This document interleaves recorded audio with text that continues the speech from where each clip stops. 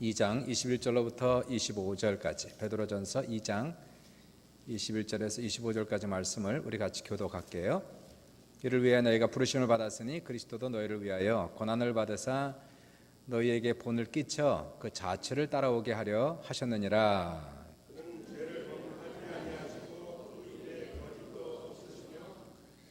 욕을 당하시되 맞도 욕하지 아니하시고 고난을 당하시되 위협하지 아니하시고 오직 공의로 심판하신 이에게 부탁하시며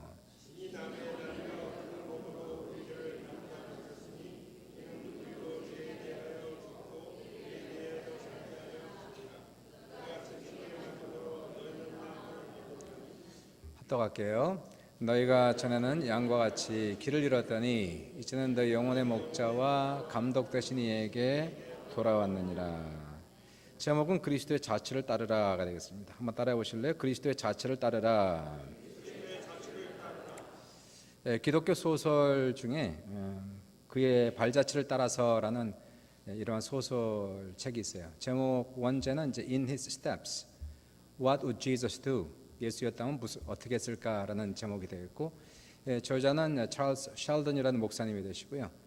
출판이 1896년에 출판되었고 판매 부수가 3천만 권, 그 당시에 3천만 권이라는 건 지금 3억 권 이상 팔렸다 이렇게 생각할 수가 있게 됩니다. 이 책을 쓰게 된 동기 또는 그 출판된 동기는 그 셸던 목사님께서 주일 저녁 설교를 시리즈로 준비를 하시다가 이분이 결정한 것이 한번 주일 저녁 설교를 소설로 만들어서 설교해야 되겠다 이렇게 결정하시고, 그리고 각 주일 저녁마다 한 챕터씩 이렇게 본인이 소설을 써가지고 소설을 이렇게 읽었어요. 근데 나중에는 엄청나게 많은 사람들이 설교를 듣기 위해서 모여들었고, 이 설교가 시리즈가 다 마칠 때쯤에서 이미 책으로 만들어져서 1896년에 이 책이 발간되었는데 In His Steps, 그의 자취를 따라서.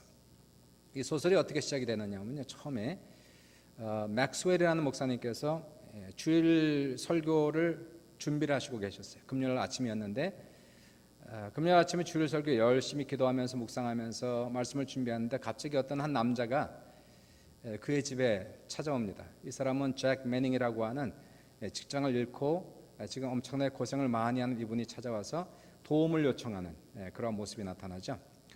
지금 막 설교를 엄청나게 열심히 준비하고 있는데 이분이 찾아오니까 귀찮기도 하고 그리고 바쁘기도 하고, 그래서 듣는 둥 마는 둥 이 잭 매닝이라고 하는 이 사람의 그 하소연을 그냥 흘려보내고 그냥 이 사람을 내보내고 문을 닫고 다시 열심히 설교를 준비했어요.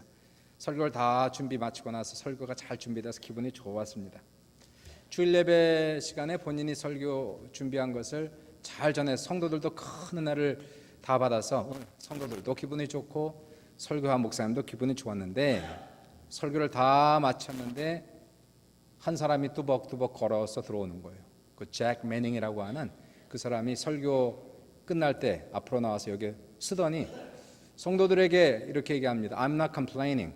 제가 불평하는 게 아니고요, 그냥 있는 대로 얘기하는 겁니다 라고 얘기하면서 자기의 사정을 그냥 감정 기폭도 없이 자기가 어떻게 직장을 잃게 되었는지, 그리고 얼마나 지금 재정적으로 곤란을 당하고 어려움을 당하고 있는지, 자신의 자녀들이 얼마나 힘들고 있는지를 그냥 얘기하는 거예요. 쭉 얘기하고 나서 이러한 것 때문에 많은 도움을 청했는데 한 사람에게 도움을 받지 못하고, 특별히 교인들의 매정함, 무정함, 여기에 너무 많은 실망을 했다는 얘기를 쭉 하고 나서는 얘기를 다 마치고 나서 그 자리에 푹 쓰러져 정신을 잃는 거예요.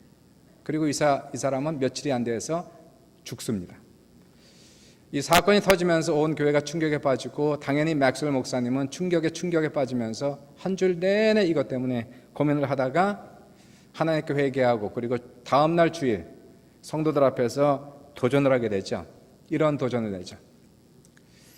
우리는 오늘부터 예수님이었다면 어떻게 했을까? What would Jesus do? 예수님이었다면 어떻게 했을까라는 질문을 하기 전에는 아무것도 하지 맙시다. 이러한 도전을 걸고, 그리고 성도들이 다 이 도전을 받아들이고, 그리고 이제 소설을 보시면 거기 여러 인물들이 나오는데요, 그 인물들이 What would Jesus do? 예수님이었다면 어떻게 했을까라는 그 질문 앞에, 그 도전 앞에 자기의 삶을 다시 한번 정리하면서 말씀대로 순종하며 살기로 했다가 여러 가지 손해를 보기도 하고 직장에서 잘리기도 하고 그러면서도 자기의 믿음과 신앙을 지켜가는 여러 인물들이 있는가 하면 또 어떤 인물들은 이러한 질문 앞에 도전 앞에 결국 자기의 신앙을 지키지 못하고 자기의 신앙을 버리고 떠나는 이러한 여러 사람들의 인물들을 전개하는 소설이 In His Steps, 그의 자취를 따라서가 되겠습니다. 오늘 본문 21절을 보시면은 우리에게 부르심이 있다라고 얘기를 하고 있는데 주님의 발자취를 따르는 하나님의 부르심이 있다라고 21절에 이렇게 쓰고 있어요. 이를 위하여 너희가 부르심을 받았으니 그리스도도 너희를 위하여 고난을 받아사 너희에게 본을 끼쳐 그 자취를 따라오게 하려 하셨다. 우리가 부르심을 받았대요. 무슨 부르심입니까? 예수를 믿는 우리에게는 한 가지 사명이 있고 소명이 있다는 겁니다. 무엇일까요? 예수님께서 우리에게 삶의 본을 보여주셨으니 그 삶의 자취를, 그의 발자취를 따라가는 것이 우리의 사명과 소명이다라고 얘기하시고, 그리고 22절부터 24절까지 그의 삶에 대해서 얘기를 하고 계시고 이러한 삶을 우리가 살 것이라고 말씀합니다. 40일 사순절을 지나가면서 이제 부활절이 얼마 남지 않은 이 기간 동안 우리가 계속해서 주님의 십자가를 묵상하면서 오늘은 과연 주님이 가신 그 발자취는 무엇이며 우리는 어떠한 삶을 살아야 하는가 하는 것을 오늘 세 가지로 22절, 23절, 24절에 우리에게 말씀을 주십니다. 첫 번째, 22절 보시면은 이렇게 말씀하세요. 그는 죄를 범하지 아니하시고 그 입에 거짓도 없으시며 우리가 가야 되는 자취라고 얘기하는 거예요. 다시 말해서 죄를 범하지 말라, 이 말씀을 얘기하는 겁니다. 예수님도 인간신지라 우리처럼 유혹을 많이 받으셨어요. 우리보다 더 많은 유혹을 마귀로부터 직접 받으셨어요. 마귀는 끊임없이 예수님의 삶 속에서 유혹했고 십자가를 지지 못하도록 그를 현혹했습니다. 사람들의 박수와 영광을 구하도록 그를 유혹했고 세상의 영광과 부귀를 취하도록 그를 끊임없이 유혹했어요. 그러나 이러한 유혹에도 불구하고 예수님은 단 한 번의 죄악도 범치 아니하시고 그리고 그 입술에 단 한 번의 거짓말도 하지 않으셨다라고 얘기합니다. 예수님께서 돌아가실 때에 사람들에게 붙잡혀서 재판을 받으시는 장면이 나오지 않습니까? 재판을 받으면서 사람들이 예수님께 하나님께 맹세하라 하고는 묻는 그러한 장면들이 나와요. 바로 그 자리에서 예수님께서 단 한 번만 거짓말을 해서 단 한 번만 진실을 얘기하지 않아도 얼마든지 풀려나올 수 있는 상황이었습니다. 근데 예수님은 거짓말을 할 수가 없었어요. 단 한 번의 거짓도 발설할 수가 없었어요. 그래서 그렇게 묻는 대제사장 앞에서 예수님은 진실을 얘기합니다. 결국 그 진실 때문에 예수님은 사형 선고를 받고 십자가에서 죽는 장면이 나오는 거예요. 단 한 번의 거짓말로 살 수가 있는데 그렇게 할 수 없는 거예요. 우리는 주님의 은혜로 죄 용서를 받았어요. 죄로부터 구원을 받았어요. 이것처럼 큰 은혜가 없고 이것처럼 큰 선물은 없습니다. 우리가 아무리 큰 죄를 범하고 아무리 많은 죄를 범하여도 예수를 믿기 때문에 주님의 은혜와 그 보혈로 우리의 죄를 없애주시고 사해주시고 죄로부터 우리를 자유케 하시는 놀라운 은혜를 우리가 받게 된 것입니다. 얼마나 감사하죠. 주님의 용서 때문에 우리는 내일 죽어도 오늘 평안할 수 있는 거예요. 담대하게 감사하게 우리의 죽음을 맞이할 수 있는 것은 주님의 구원의 선물이 있기 때문에, 용서가 있기 때문에 감사한 겁니다. 그러면 이제 죄사함 받은 우리, 구원받고 천국의 확신과 소망이 있는 우리는 어떻게 살아야 할까요? 오늘 본문에 얘기하는 거 아닙니까? 이것이 주님의 자치다. 이러한 자치를 따라가라는 거예요. 우리도 이렇게 살라고 얘기하는 것입니다. 주님이 죄를 범치 아니하시고 그 입에 거짓도 없으셨듯이 우리도 더 이상 죄를 범하면 안 된다는 거예요. 더 이상 우리는 거짓을 우리 입술에 둘 수가 없다고 얘기하는 겁니다. 예수 믿는 우리는 이제 죄를 떠나야 되는 것이고 죄와 결별된 삶을 살아야 한다는 것이에요.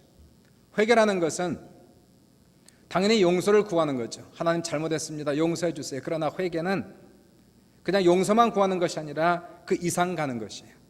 하나님, 더 이상 이러한 죄를 범치 않겠습니다 라고 하는 각오와 결단이 동반되지 않고서는 진정한 회개가 일어났다고 할 수가 없는 것입니다. 물론 우리가 아무리 결단하고 고백하고 각오해도 우리 육신이 연약한지라 똑같은 죄를 범하는 우리 자신의 모습이 얼마나 부끄러운지, 얼마나 한심한지, 얼마나 속상한지 알 수가 없어요.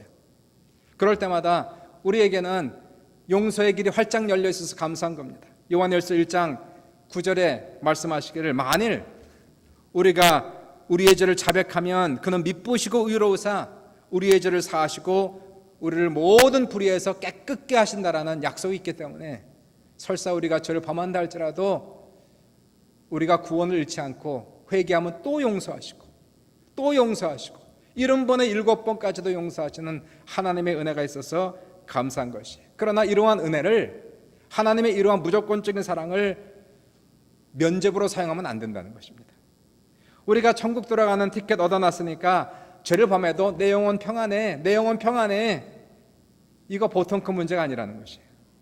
성경에 이러한 속담이 있지 않습니까? 베드로후서 2장 22절을 보시니까 참된 속담에 이르기를 개가 그 토하였던 것에 돌아가고 돼지가 씻었다가 더러운 구덩이에 도로 누웠다 하는 말이 그들에게 응하였도다. 속담이에요. 그 당시에 있었던 속담. 개가 토한 것을 먹는다는 거예요. 돼지가 씻어도 더러운 구덩이에 도로 들어간다는 것입니다. 누굴 두고 한 얘기였을까? 사람을 두고 한 얘기. 그러한 동물 같은 사람들이 있다는 거. 어떠한 사람을 얘기합니까? 베드로후서 2장 20절에 이러한 사람을 두고 얘기하는 거예요.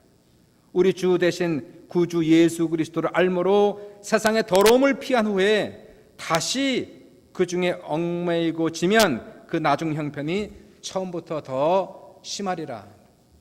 주님의 용서를 체험했어요. 주님의 은혜를 체험했어요. 죄로부터 자유함을 얻었어요. 그러고 나서 다시 돌아간다는 거예요. 그 죄악 가운데로, 그 더러운 가운데로, 정욕 가운데로 돌아가는 사람은 나중 형편이 처음보다 더 심해진다는 거예요. 마치 성경에 귀신 하나를 쫓았더니 7귀신이 돌아가는 것처럼 나중에 형편이 더 악해지는 그러한 사람들을 두고 하시는 얘기들입니다. 그러니까 우리가 죄를 떠나야 되는 이유가 여기 있는 거예요. 예수를 믿어서 죄사함 받고 죄로부터 자유함 받은 사람이 더 이상 우리는 죄를 범하기 원치 않습니다. 하나님 죄로부터 자유함 받기를 원합니다. 예수 믿는 사람들이 죄를 범하고도 부끄러운 줄 모르면 먼저 하나님께 영광을 가리고 부끄러움이 되는 거예요. 세상 사람들이 손가락질하고 욕을 하는 겁니다. 주님의 말씀에 우리가 세상의 빛이라 어두운 가운데 빛이 되고 썩어가는 세상 속에 소금이 되어야 되는데 오히려 우리가 세상을 썩게 만들고 세상에 욕이 된다면 아무런 쓸데없이 버림받고 밟힐 뿐이라고 성경은 얘기하지 않습니까? 우리 믿는 사람은 세상에 빛이 되어야 되는 것이, 온 세상이 캄캄한 칠흑 같을지라도 우리는 태양 같은 예수의 빛을 받아서 작은 촛불이 되어야 되는 사명이 있다는 것이, 우리는 착해야 됩니다. 우리는 의로워야 됩니다. 우리는 선해야 됩니다. 누가 보아도 예수 믿는 사람은 착하다, 저 사람 변했다, 저 사람 좋다, 이러한 모습으로 나타나야지만 하나님의 자녀로서 부끄럽지 아니하고 하나님께 영광을 돌리며 살아갈 수가 있게 되는 것이에요. 한번 여러분 여쭤볼게요. 여러분은 여러분을 위해서 죽으신 우리 주님을 사랑하십니까? 우리가 주님을 사랑한다면, 정말 우리가 진심으로 사랑한다면 우리는 죄를 사랑할 수 없어요. 죄를 죽도록 미워해야 됩니다.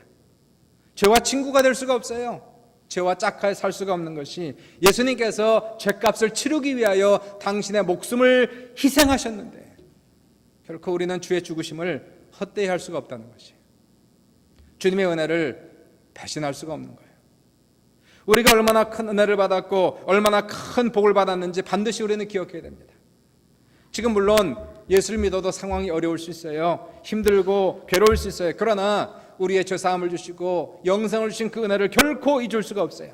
아무리 상황이 가난하고 괴로워도 우리는 죄와 타협할 수 없는 사명이 있고 부르심이 있다라고 얘기하고 있는 거예요.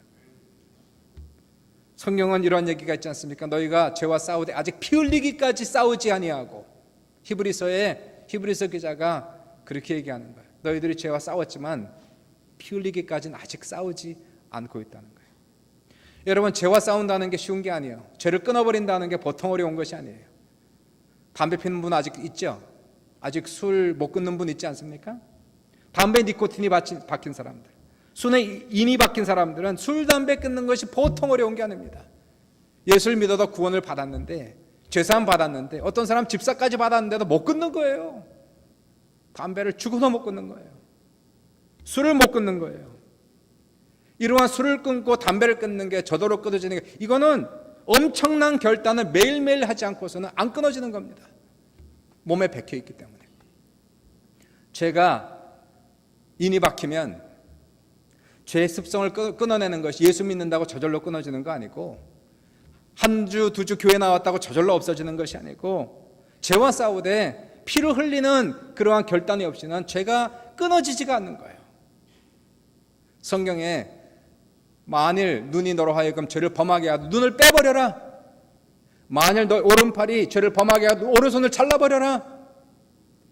두 팔을 가지고 지옥에 가는 것보다 한 팔을 가지고 천국 들어가는 것이 나으며, 두 눈을 가지고 지옥 가는 것보다 한 눈을 가지고 천국 들어가는 것이 나으니라 라는 말씀이 있는 거예요.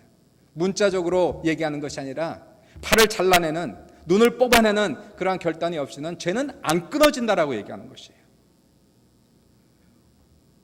죄의 파워는 큰 겁니다. 우리가 필요한 것은 죄보다 더 큰 파워가 필요한 거예요. 하나님의 은혜가 필요하고 성령 충만해야 우리가 죄의 권세를 이길 수가 있는 것이에요. 우리의 입술에 파수꾼을 날마다 달아두고 우리의 눈과 우리의 마음을 지키지 않고서는 죄를 이길 수가 없는 거예요. 죄와의 전쟁은 날마다 순간마다 있는 것이고, 다시는 우리가 주님을 욕되게 하는 일을 하지 않겠습니다. 다시는 우리가 세상 사람들에게 부끄러운 일을 하지 않겠습니다. 정말 어디에 나가도 하나님의 자녀된 모습으로 착하고 선하고 의롭게 살아가겠다는 결단을 하고, 오늘도 기도하고 말씀 보고 성령 충만을 위해서 간절히 기도하면 오늘 하루를 또 이기는 거예요. 한 주를 이겨나가는 것이에요. 사랑하는 여러분, 주님의 가신 길을 기억하면서 우리가 죄로부터 구원받았다면, 자유함 받았다면, 우리는 남은 여생 평생토록 죄와 싸워 이기고 우리 자신을 죽여서라도 죄와 싸워 승리하는 귀한 성도들 다 될 수 있기를 주님의 이름으로 축원합니다. 두 번째 한번 보세요. 두 번째는 23절 보시니까 악을 악으로 상대하지 말고 하나님께 맡겨라 하는 거예요. 악을 악으로 상대하지 말고 하나님께 맡겨라. 주님이 가신 길을 우리가 보면서 주님 닮아가기를 원하는 겁니다. 욕을 당하시되 맞대어 욕하지 아니하시고, 고난을 당하시되 위협하지 아니하시고, 오직 공의로 심판하시는 이에게 부탁하시며. 예수님 주변에는 주님을 미워했던 원수들이 정말 많았어요. 거짓 소문, 비방을 퍼뜨리는 사람들, 이유 없이 미워하는 사람들, 주님을 이단이라 얘기하고 귀신 들렸다 얘기하는 사람들, 예수님을 고소하고 예수님을 함정에 빠뜨려 죽이려고 하는 사람들이 항상 주변에 있었어요. 주님이 나중에 잡혔을 때를 한번 보십시오. 하나님의 아들을 때리고 침뱉는 사람들이 있었어요. 예수님의 눈을 가리고 때리면서 조롱하기를, 내가 선지자면 누가 때렸는지 알아맞혀봐라, 조롱했어요. 이러한 사람들을 향해서 주님은 한마디도 하지 아니하시고 절대로 대항하지 않으셨어요. 능력이 없어서가 아닙니다. 우리 같으면 능력이 없어서 두려워서 가만히 있겠지만, 예수님은 능력이 없어서 두려워서 가만히 있었던 것이 아니고, 주님은 한마디로 명령하면 당장이라도 12영이 더 되는 천사들이 와서 싸울 수 있다라고 성경은 얘기했어요. 그러나 주님은 그렇게 하지 않으셨다. 대신 예수님은 악을 선으로 이기시고 악을 향하는 자들을 용서하시고 하나님께 모든 것을 맡기셨어요. 예수님이 옷을 나누는 군인들을 보시면서 그는 기도하시기를, 아버지여, 저들이 하는 것을 저들이 알지 못하니 저들의 죄를 용서하소서 말씀하시고, 마지막 숨을 들이키신 후에, 아버지, 내 영혼을 아버지의 손에 의탁하나이다. 그리고는 돌아가셨어요. 참고 기다리라. 엎드려 있으면 공의로운 하나님께 맡기면 그분이 알아서 책임져 주신다는 것이, 하나님은 보상하시고 신원하신 하나님으로서 하나님께 맡겨드렸더니 하나님께서 보상하셨어요. 예수님을 3일 만에 부활시키시고 가장 높은 하나님 보좌 우편에 앉히시고 이름 위에 뛰어나 이름되게 하시고 모든 사람의 무릎을 꿇게 하시고 모든 사람이 입술로 예수를 주라 신하는 날이 오게 하신다라고 성경은 얘기하고 있어요. 주님이 참았더니, 하나님 아버지께 맡겨드렸더니 아버지가 보상하시고 신원하셨다는 것이에요. 이 길이 우리가 가야 되는 길이라는 겁니다. 누가 욕한다고 나도 따라서 욕하면 안 된다는 거예요. 누가 나에게 침을 뱉는다고 나도 침을 뱉고, 누가 나를 모욕했다고 분을 내고 모욕하고, 누가 나를 때렸다고 나도 그 사람을 때리고, 이거는 우리가 갈 길이 아니라는 거예요. 어떤 사람은 성경을 인용하면서 구약에 이런 말씀 없으니까 눈에는 눈으로 이에는 이라는 말이 없습니까? 그렇게 해야 되는 거 아닙니까? 성경 해석을 잘못해서 그래요. 성경 해석.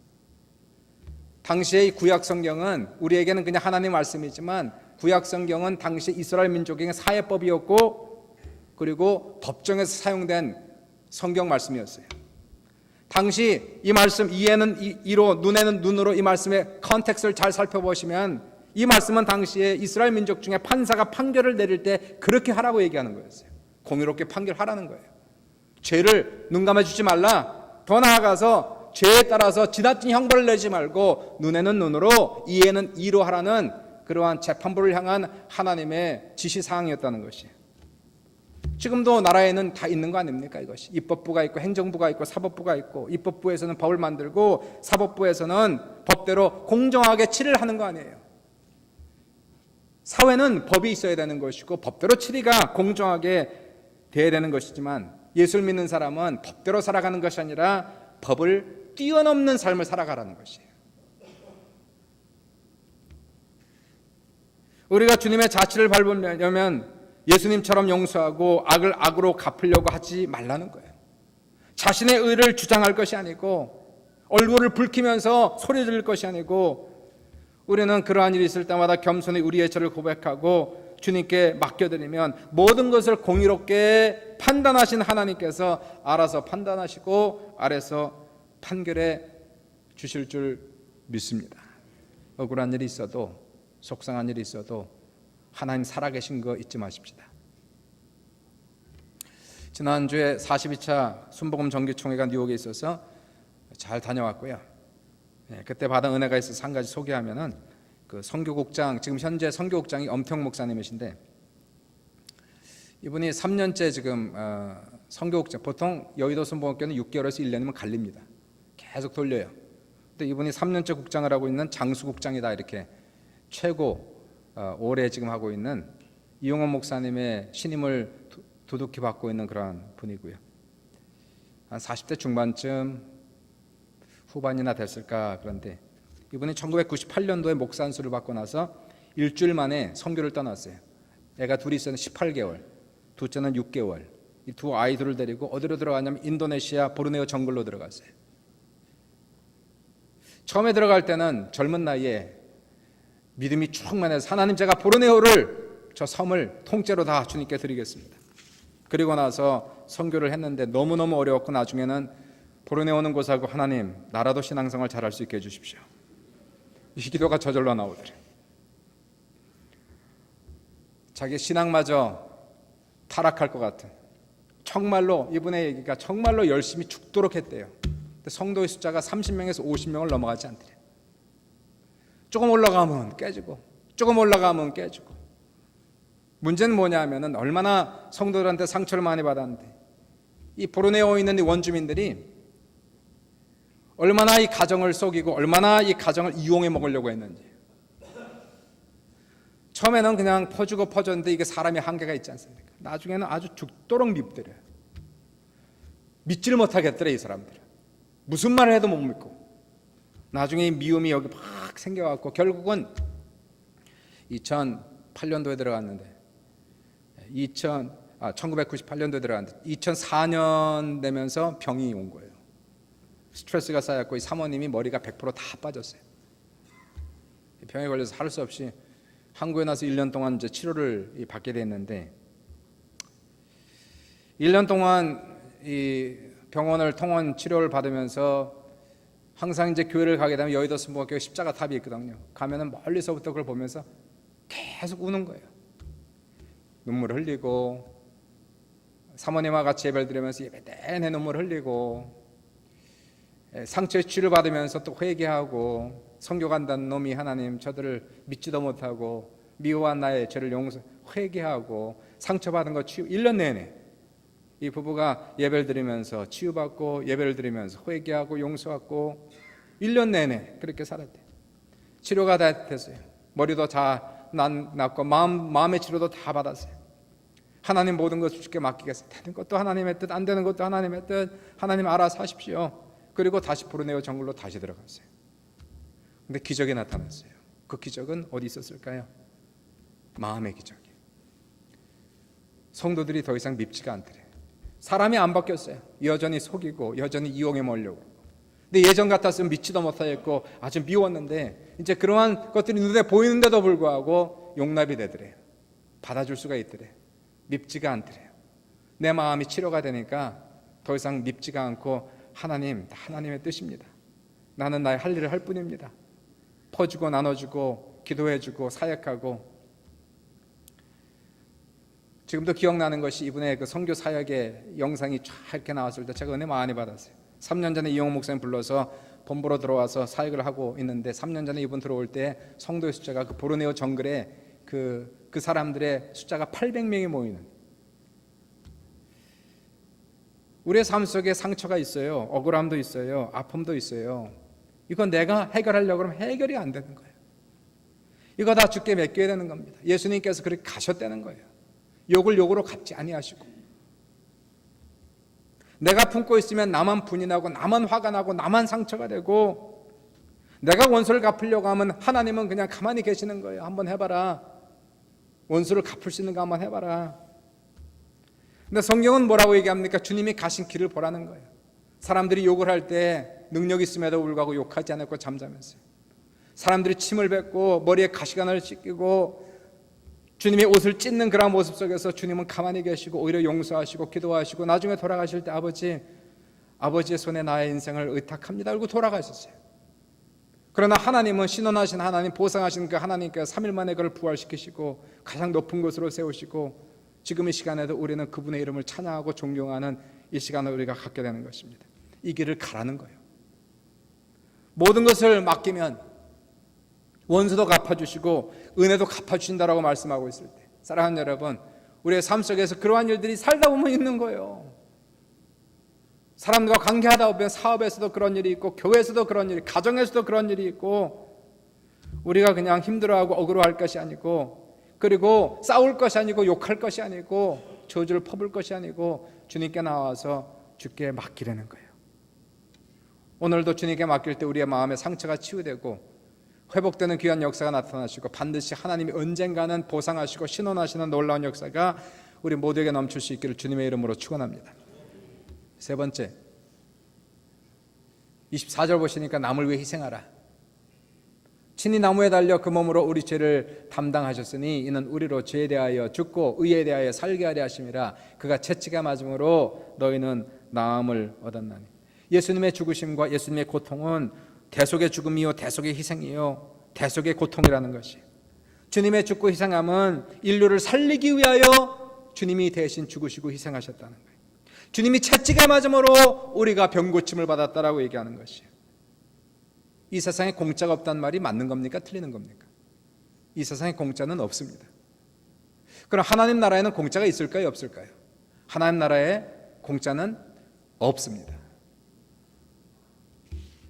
세상에 공짜는 없는 거예요.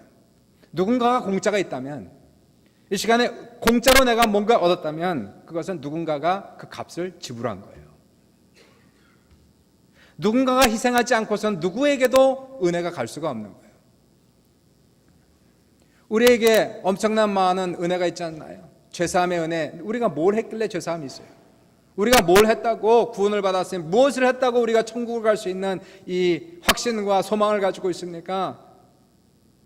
그것은 예수님께서 가장 값비싼 희생을 치루었기 때문에 우리에게 공짜가 된 것이지, 그분이 돌아가지 않았다면, 그분이 희생을 치르지 않았다면 우리는 아무것도 받을 수가 없는 거예요. 우리에게는 심판만 있을 뿐입니다.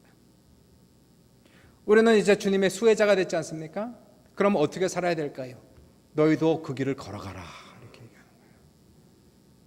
우리가 은혜를 받아서 수혜자가 됐으면 감사한데 평생 소비자는 안 된다는 겁니다. 이제 우리가 받았으면 소비자가 아니라 우리도 공급자가 돼야 된다는 것이에요. 내가 희생해야 누군가 은혜를 받을 수가 있게 된다는 것이에요. 내가 희생하지 않으면 아무도 은혜를 받을 수가 없어요. 애들 낳으면 그냥 큰다는 얘기가 다 거짓말입니다. 그냥 그게 뭐가 그냥 거예요. 엄마가 9개월 동안 아기를 애지중지 키우고 태교도 하고 태명도 짓고 그리고 나서 그 진통을 겪고 나서 요즘은 그래도 무통주사가 있어서 감사하지만 하여튼 그래도 고통 속에 아기를 낳고 아기를 낳은 다음에 수십 년을 또 애지중지 키워야 돼요. 먹이고 입히고 갈아 높이고 키우고 공부시키고 애지중지 수십 년을 켜야 사람 하나 만드는 거예요. 사람이나 되면 감사하겠다 그래도. 이제 이런 은혜를 수십 년 동안 애들이 받지 않습니까? 사람 좀 되라. 그냥 은혜만 받지 말고 너도 이제 나가서 좀 사회 좀 봉사 좀 해라. 좀 좋은 사람 되라. 은혜 받고 은혜 깨닫고 은혜 갚으려고 하는 사람이 되면 성공한 거예요. 오래전에 벌써 한참 됐네요. 25년 전에 제가 영어권 전도사 할 때에 추수감사절쯤 돼서 그때 우리 EM의 청년들 동원해가지고 푸드 드라이브를 했어요. 335 짝을 져가지고 이 토론토 내에 있는 라블러나 이러한 그 슈퍼마켓 앞에 이제 보내가지고 음식을 이제 손님들한테 음식을 걷어가지고 그리고 데일리 푸드뱅크에 밴으로 몇 대를 우리가 실어 나른 기억이 납니다. 한 10군데 제가 이렇게 보내가지고 그리고 음식을 걷었는데요. 어떤 데는 음식이 많이 들어와요. 정말 손님들이 아주 기꺼이 음식을 이렇게 다 줍니다. 근데 어떤 지역은 음식이 거의 없었어요. 어떤 지역이었을까요? 제인 앤 핀치. 여기는요 음식이 안 들어와. 이 사람들이 지나가면서 이렇게 얘기해요. 우리가 도움을 받아야지 왜 우리가 음식을 주냐. 제가 그때 깨달은 게 있어요. 아, 이 사람들이 가난한 건 돈이 없어서 가난한 게 아니고 생각이 가난하고 받을 생각만 하는 거예요. 그냥 도움 받을 생각만 하는 거예요.